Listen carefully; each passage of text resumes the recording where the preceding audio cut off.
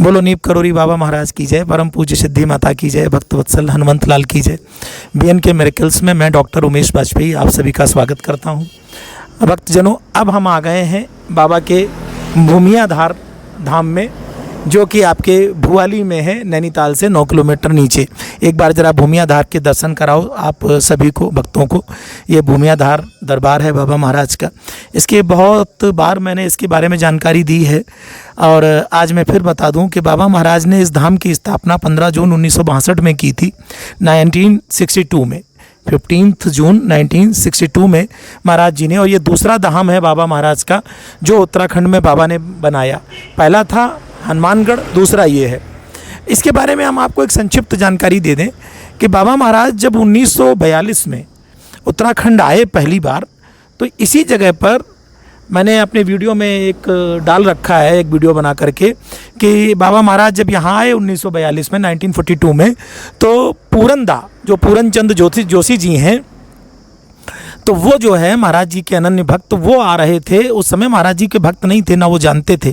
नैनीताल से high court से अपने एक मुकदमे के सिलसिले में वापस आ रहे थे और इसी जगह भूमियाधार में, ज़रा दिखाइए इधर जूम करके, ये जो पहाड़ियाँ हैं, इन्हीं पहाड़ियों पर तब जो है रास्ता बने हुई थी, वो उल्टी सीधी पगडंडी टाइप की, यहीं से उतर के वो आ रहे थे। महाराज जी ने अचानक से उनको बुलाया, यहीं बैठे थे महाराज जी, और बुलाया, ये पूरन। तो महाराज जी के बुलाने से वो चौंक गए कि ये कौन है जो हमको जानता है। तो पूरन दादा ने पूछा कि महाराज जी हम आपको पहचानते नहीं हैं। तो महाराज जी ने कहा आप हमें नहीं पहचानते हैं, लेकिन हमारा आपका कई जन्मों का रिश्ता है। तो वो बड़े चौंक गए कि, तो बोले महाराज जी चलिए, संत सेवा करने का अवसर हमें भी मिलेगा, आप हमारे घर चलिए।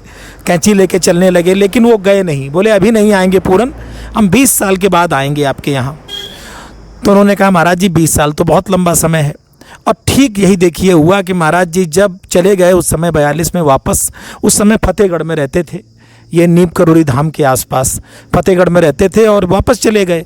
फिर देखिए कि 20 साल के बाद ठीक 1962 में, 1962 में महाराज जी का जब आगमन हुआ यहाँ पर, तो 20 साल के बाद कैंची गए और कैंची में जाकर के पूरनदा के घर के सामने गाड़ी रोकी और जाकर के उनसे मिले। पूरनदा पहचान नहीं पाए। तो महाराज जी ने कहा कि पूरन तूने पहचाना? महाराज जी ने कहा कि, तो पूरनदा ने कहा कि नहीं महाराज जी हम तो नहीं। बोले मैंने वादा किया था कि 20 साल के बाद तेरे घर आऊँगा, आज मैं आया हूँ। तो फिर उसके बाद कैंची धाम की स्थापना की जो पटकथा है वो लिखी गई।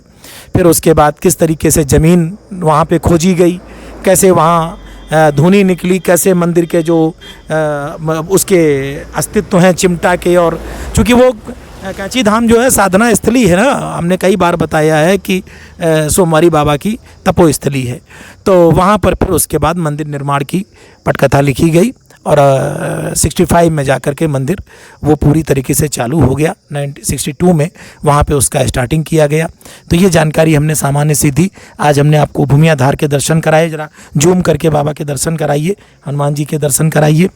तो आप बताइएगा कमेंट बॉक्स में कि आपको महाराज जी का ये जो दरबार मैंने दिखाया कैसा लगा, और आप ज़रूर कमेंट बॉक्स में जा कर के जय श्री राम का ज़रूर लिखिएगा। और जितना हो सके आप लोग महाराज जी की भक्ति, उनकी सेवा करिए, महाराज जी की भक्ति करिए। प्रभु आपका उद्धार करेंगे, सबका भला करेंगे। बोलो नीप करोरी बाबा महाराज की जय, परम पूज्य सिद्धि माता की जय, भक्त वत्सल हनुमंत लाल की जय।